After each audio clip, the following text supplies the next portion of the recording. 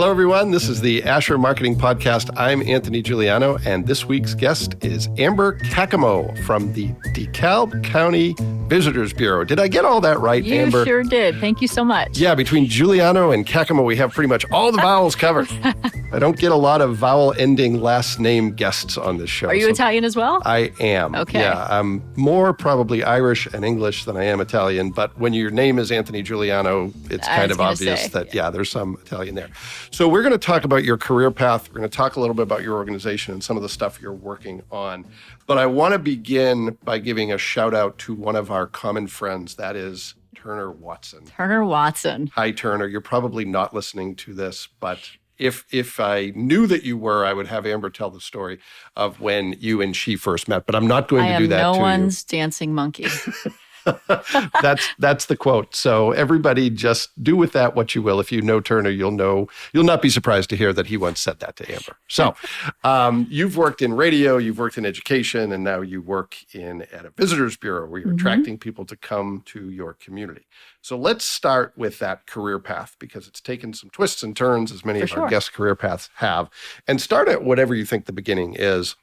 You mentioned to me before we hit record that you grew up in Waynedale. So maybe start there and then take us through what your career has looked like and how you ended up doing what you're doing today. For sure.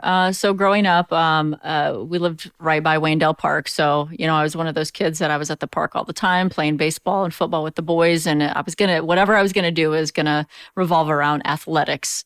And the love for sports just was like, I'm going to be a gym teacher when I grow up, which kind of segued into I'm going to be a teacher. I'm great with kids. Love teaching, love breaking down information, those kind of things. So my kind of path from an early age was I'm going to have kids and I'm going to be a teacher. And actually, that's what I did until I had kids and I was a teacher at the same time. And I go, you know what? I don't know if I can do both of these things well at the same time. And many people do. Kudos to them. So you received an education in education then. Correct. And where'd you go to school? I played soccer in college. So I went to Indiana Tech. Yeah. I got a bigger soccer scholarship from St. Francis. Decided I was done playing soccer and finished at IPFW. So all right. I hit a little bit of everything. Yeah, sounds like it. Sounds like you took the grand tour of colleges in Northeast Indiana. I sure did. Yeah. All right. So you get into, is it preschool that you're teaching? And you decide too many kids. Yeah, because my kids were right there with me. So I wanted to be a stay-at-home mom and teach where my kids were and all that great stuff. And it really was a great experience. I taught martial arts for years. Sure. Just super involved in that kind of mom life that you have when your kids are that age. Yeah. But I had grown up with a really strong single mother who loved business and networking, and as a teenager was like, I'm never going to do what you do. Yeah. And I grow up and I'm exactly like her, and I think that's okay now. Yeah.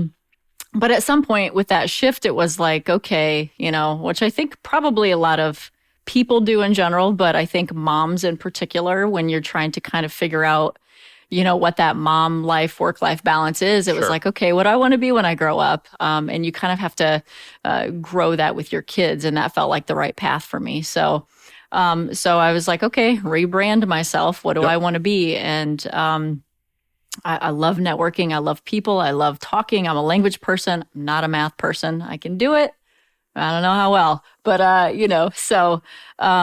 so I decided I was going to hop into WMEE and try some radio sales. So how do you get into radio? Is it just they had a need and you knew someone, or you just hit the right person at the right time? How do you make that switch? Actually, I had seen an ad somewhere, I believe, and surprisingly enough, and I know there is a lot of turnover in radio, but surprisingly enough, it's especially with Federated Media, it was a pretty painstaking process where there was this consulting group and maybe 3 phone interviews. Oh, wow. One was like an hour long, and then there were in person. I mean, I was like, oh my gosh, this is a lot harder than I thought it would be. Yeah, sure. Which was good.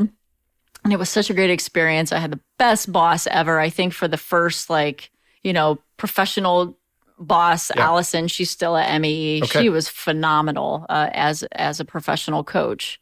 And I still take a lot of the lessons I learned with her with me today. So, but I also knew that, radio is a different kind of monster. A lot good, a lot bad. There's a lot of trade-offs there. And I really like the creative side of things. And so you kind of move from this realm of like, how do I create for other people? And then how do I kind of really own something and create that specifically? Sure. So what did that work consist of when you're working for MEE? What actually were you spending your time on? A lot, just kind of hitting the pavement and telling people. So I always took sales because like I said, I never really saw myself as like a salesperson. Yeah, sure. And so I just always had kind of a rule for myself. I'll never sell anything that I don't believe in, right? And then when you can kind of get to that point, then it becomes more of an education process. Sure. So I really did see it as an education process. You're just educating people about what your markets are, what your numbers look like, how you can help them, those kind of things. So a lot of it for me was just networking, talking, seeing what people's needs were, where they were lacking, where they needed maybe some spice and some ideas, writing some inventive commercials to say, you know, how can we kind of put a new take on this? Yeah. So that part was a lot of fun for me. Yeah. Yeah. So you're in radio for about how long? How long? Probably 2-3 years. Okay, so a couple years in education, a couple years in radio, and then what comes next? So then Peter Franklin Jewelers was a client of mine, and they said, hey, look, you're already writing all of our commercial spots. We have a need here. Just come over and work for us. And growing up as a tomboy, I never liked jewelry, right? Okay. It was like, who's got time for that? You know, it's not a need for me. Yeah. But obviously I love jewelry now. It's like kind of once you get into that market, you're like, oh man, so sparkly, and there's so many like ways to talk about it. You know, and I found myself develop right from this little girl tomboy aspect into, you know, you kind of grow professionally, you grow as a mom, you grow as a woman. So it's a natural process there. Yeah. And loved my Peter Franklin family. I still, you know, go by and say hi to them often. I actually got them involved in the ACD festival, which was my next career thing. Cause I'm like, you guys got to be a part of what's going on up here. It's just phenomenal. Yeah. And so, but you know, working holidays with kids was always kind of a hard thing for me. So I always tell people like, for now, I'm a mom first because it's going to go by really fast. Yeah, sure. And I have the rest of my life to work, which I'm sure I'll do. Yeah, yeah. As the parent of a 21-year-old who had a really great mom who did most of the heavy lifting, even in my case, it went by really fast. So that's a good decision. So you're at Peter Franklin for how long? 2-3 years. That kind of seemed to be like Yeah. And then you go to the ACD Festival. For people who aren't familiar, tell us what the ACD Festival is and what your role was there. So the Auburn Cord Duesenberg Festival is a festival that's been happening since 1956 in Auburn, Indiana. And there's a museum there, the Auburn Cord Duesenberg Automobile Museum, which is actually historically registered as a national landmark, where the museum is actually in the place where the offices were and where these cars were built and where the innovation happened. Okay. So that's pretty spectacular, and a lot of people don't know that about us. So this festival was really built just kind of around E.L. Cord and the innovation that they did bring to a car culture in the 1930s. And so it started with somebody putting an ad in a newspaper where the first year, like 14 cars show up. Okay. From around the world. And then they were like, this can kind of be a thing. Like, let's keep doing that. And obviously, you know, you get enough marketing people in a room and they're going to like, how do we kind of like monetize this? And how do we help the community? And it just grew into this really grand thing. And the cruises actually auctioned off farm equipment at the time. And they're like, yeah, we'll try cars. And it was what I was told is the first ticketed auction event ever to take place. Oh, really? Oh, wow. So that's some history there for you. And it was phenomenal in the 80s and 90s and had all this. I mean, anybody who was everybody, came to this thing. So I felt like I was ignorant enough to go like, yeah, I could tackle that.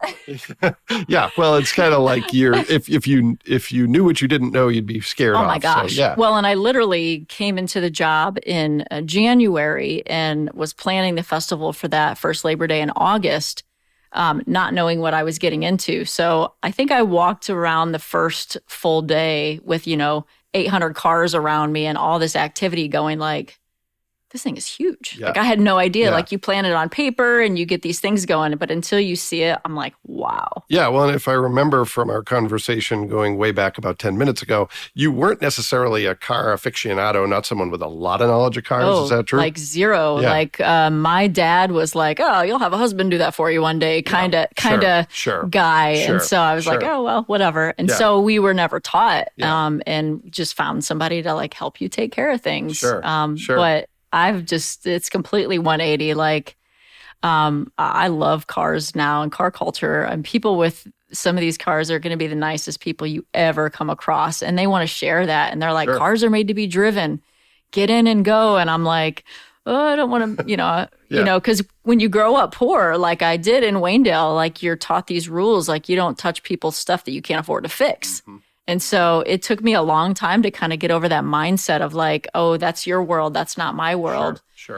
But it's so inviting. Yeah. I'm telling you. Yeah. So then you make a transition that's a little bit smoother. You go from executive director of the ACD Festival to the role you have now. Mm-hmm. So how does that happen? And if I remember from what you told me earlier, you played a little bit of a dual role in the first year did. you were in the position. Boy, that first year was a hard one. So it was basically like the position for executive director for the DeKalb County Visitor Bureau was open. And so, there were kind of people saying, look, you're really good at what you do. Like we need you for, this space in the Visitors Bureau realm. And I said, well, I can't kind of let festival go. That's like my bait. Like it really has become my third child and probably will forever be at this point. Sure. And I said, just bear with me. If I can just do both of these for, a year, make sure it transitions well. And then we can kind of move on from here. So the good thing I will say about Auburn, DeKalb County in general, like there are so many people that really have the greater good at heart. Mm-hmm.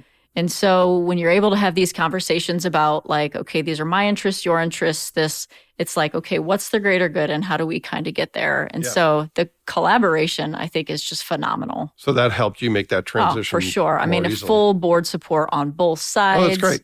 I mean, it could be something as like, hey, I need these invoices out. I need you to help me deliver this. I need posters delivered. I mean, people just stepped up out of the woodwork to go like, okay, how can we support you? How can we make this happen? And 2019 was a really great year. All right. Well, so then you're in the role that you're in now. So tell us a little bit about the DeKalb County Visitors Bureau. What does the organization do? What's your role?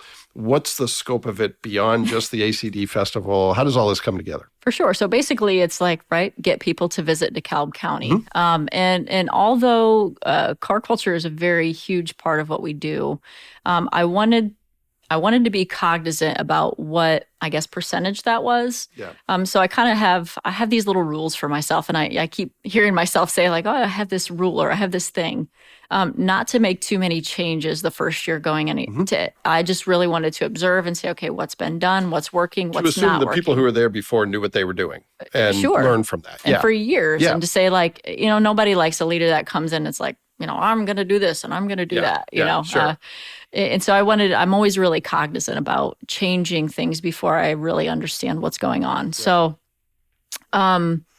I just kind of sat for a year, continued to build my network, continue to have conversations.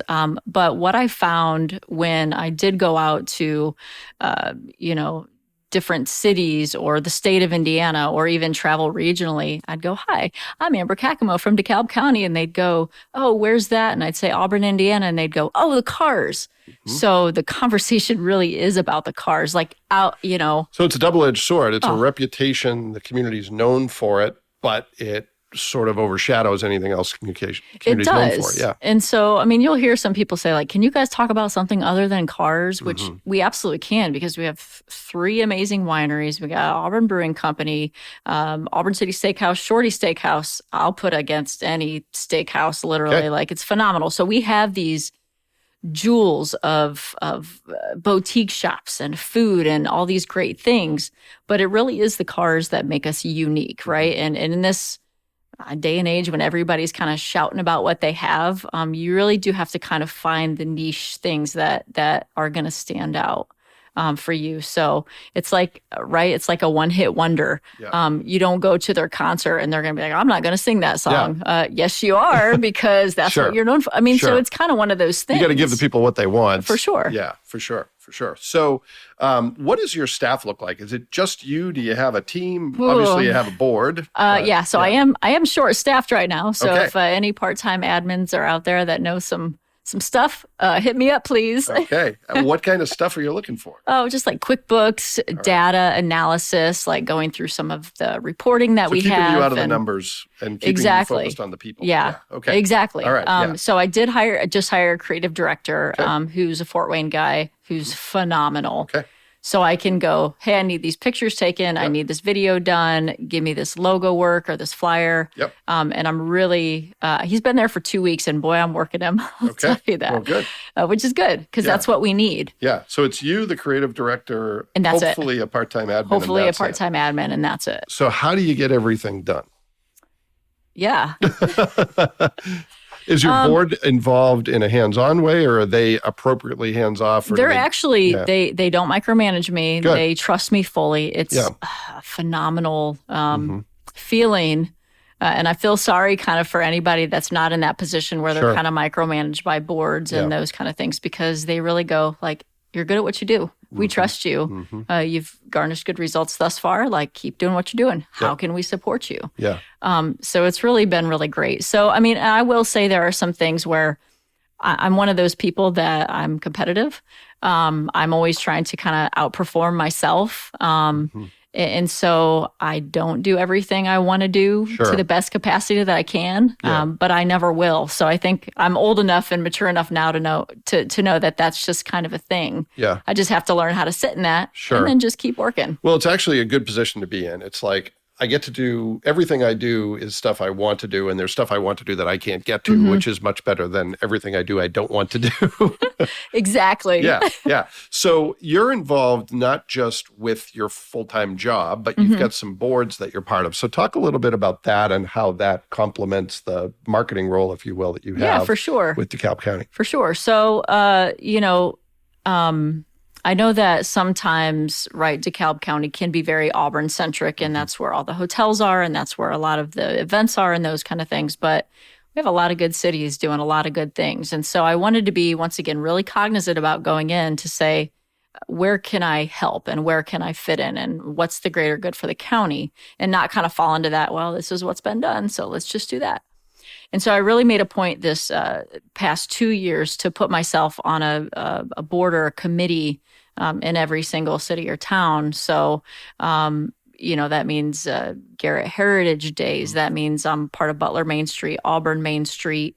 I have really close ties with Waterloo and some of the events that they're doing, helping with St. Joe Pickle Festival. We were able to give some granting money to Spencerville Covered Bridge rejuvenation that's getting ready to open back up. So just making sure that I have kind of eyes and ears on everything going on, but then also building those relationships, because people assume you know information, right? They're like, oh yeah, Amber, she knows everybody and everything. But in actuality, it's like, hey guys, I only know what I know. And until you tell me or until I build these relationships, I don't know how to help you. Well, and there's a lot of value in being the person who knows the people with the answers, with the resources. Oh, for sure. You don't always have to know it all yourself. Well, and I try to make a point too. I'm so big on authenticity, and I really feel like, that's where you can really make those true connections with people. So, I'll tell you about the nice, like, hillbilly side of me and kind of laugh about it, like, oh, I'm all Waynedale. But a part of me is really endearing and it's authentic. Sure. There are sides to people that I think when you find a connection, I just think it goes a really long way. Yeah, well, if you're not honest about yourself, people aren't going to be honest about who they are. And For sure. That's where the real good stuff happens. Is Oh, when you yeah. break down those barriers. So tell me, what are some of the big things you're working on? Obviously, the festival is one of them because that's coming up Labor Day weekend. So tell me a little bit about what's on your mind with that. What are some of the big things that are taking up your time? I wish you hit me like 2 weeks later, because I could tell you so many more announcements that aren't quite ready to be out yet. But this year for festival is going to be phenomenal. All right. This year with the ACD Club coming into town, we're celebrating Women Behind the Wheel. So we're really focused on like women drivers and their contribution to the innovation of automobiles, and just, saying like, hey, we're going to all be left seat superheroes, and we're going to get in the left side of that car, and we're going to drive our own cars. And because what you see, especially when you kind of get to the higher ends of cars, and joining car clubs and those kind of things. And I'm a part of this National Women's Car Club Council, which it's like a monthly Zoom of 20 of us that get together, and we talk about how do we best promote women in car culture and how do we work together. And it's this whole concept of, how many of the car clubs are the women approached? Are they on the email list? Are we communicating with them, or are we just communicating with a husband and then it's supposed to filter through? Or, or even, some experiences of, women going to a concours at Amelia Island, Monterey, whatever, and saying, hey, does your husband know you're driving his car? And she's like, it's my car, actually. Yeah. I mean, so just kind of battling these conversations and, how we can kind of do to spin that in a positive manner that, hey, we are in the left seat, and there are some women drivers out there that I would put against any big talking guy. Sure. So for people who have never been to the festival, what are some of the maybe obvious things that people expect or that are the highlights? And then for people who are non-car people, maybe why should they go? For sure. So, it's funny because one of the things that I kind of converse with people too is that they think the auction is the festival, and so out-of-towners will go to the auction park and go to the auction and never make it for any downtown events, and they're like, oh, I didn't even know there was anything downtown. Or the people come downtown for all the free activities that we do and never make it out to the auction park. So there's kind of this disconnect. But when you're having this conversation with outsiders, they don't care who's throwing it, where it's coming from. They just know they want to come, have a good time, enjoy some cars, food, music, that kind of stuff. So we try not to let that conversation, trip us up too much on just, hey, come and have a good time. We don't care what you're coming for, but these are all the things. So obviously the auction park, they're having an auction this year. But then downtown Auburn, I mean, we have, so the 2 big days are September 3rd and 4th. That's a Friday and Saturday. So Friday is the cruise-in. So we probably have 800 cars on a normal year. Okay. So, I mean, we close 11 square blocks, and we build a stage right by the Cobb County Courthouse, musical acts, 11 to 15 food trucks. So what we say is we have, I think it's more than 50 events in the span of what is under the ACD Festival umbrella. Oh, wow. Most are free. Some are ticketed. So the Sunday before we do a garage cruise, where actually private garages open up their garages and let people know the projects that they're working on and the cars that they have and that kind of stuff. So, man, there's just so much. So music, food, and there is a publication. It's actually called the ATA, All Things Auburn, which Business People magazine does publish that. And so it comes out with, I believe, July's issue of Business People magazine, and it gives you a rundown of festival events of everything that's happening in that realm. So. All right. So even if you're a person who isn't into cars, but you're a person who likes food, you can find something food, to do. music. Okay. All right. Yeah. So the festival's a big one. What else is on your plate that's either keeping you up at night or making you excited, or maybe a little bit of both? Yeah. I would definitely say it's car-centric for the most part. But I mean, like I said, Spencerville Covered Bridge, they're getting ready to open. So it's how do we support that? Yeah. So what's the history of that bridge? I've heard of it, but that's about the end of my knowledge. Spoke too soon. I know I should know more. Yeah. Well, that's okay. That's all right. It's really old. People love driving over it. It was closed for drivers. They're getting ready to open it back up for drivers. Ish. I feel like it was a couple of years. Oh, really? Okay. All right. And so, there's people that really love that bridge and want to see it kind of revive. So the county put, some money into it. We found granting opportunities for them. A local historian helped present this really big grant opportunity for us, John Bry. Who, like I said, so they're just some movers and shakers saying we need to get this back. So when is it reopen? It's mid-June is what I hear. Right. So hopefully, And I'm trying to help them. So, and this is where I find my role as a visitors bureau helpful and really fun too. Yeah, sure. Right? Because I'm able to say like, okay, so when we open that back up, like how do we maybe sell raffle tickets to have somebody ride in a Duesenberg across the bridge? Oh, so yeah. right when it opens, like yeah. how can we, use our car connections or museum connections as a historical piece of DeKalb County, put people in a Duesenberg, raffle off a ride across it, and get more money for what your cause is. Sure. I always thought it'd be fun to have Seckler Pickles out of St. Joe do like a Bloody Mary bar for festival, because after the Parade of Classics on Saturday, like that's kind of what the VIPs and stuff drink. Sure. Everybody comes to the bar and they have a Bloody Mary. So Yeah. I'm like, oh, well, we have these really great pickles. Let's kind of do this. So Yeah. Well, and it's where that objectivity comes in, for sure. where you can look at it differently. And even though it's got a really rich history, you can bring some new stuff on board because you're looking at it with a fresh set of eyes. Yeah, for sure. Yeah. All right. Well, we're going to turn now to the speed round of the program, where I ask you 3 questions, and I'm actually going to throw you a curveball. Oh, But the 2 first ones I'm going to ask you are things you should probably know are coming. Let's talk about career success and finding a career path. You've obviously made some changes along the way, been fortunate to do a lot of different things that you love. What's your best career advice? If you were talking to one of your kids, I think you mentioned your kids are 15 and 12, so they're not Correct. quite yet thinking probably about what they want to do with the rest of their lives, but soon they will be. for sure. Or if you're talking to someone else who is trying to decide what career they should land in, what's your best piece of advice?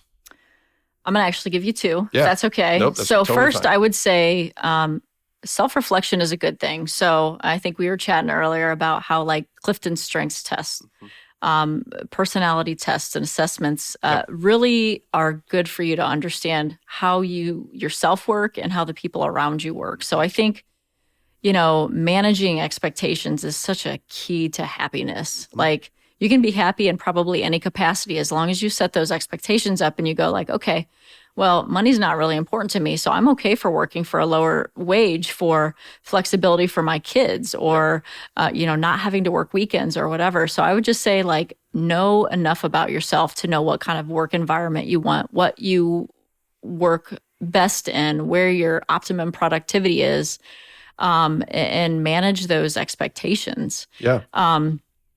And the second piece of advice I would say is don't forget to have fun. I think so many people, especially in tourism, I always say like, if you're in tourism and you're not having fun, you're totally doing it wrong. Yeah, because for sure. It's a lot of fun. Yeah.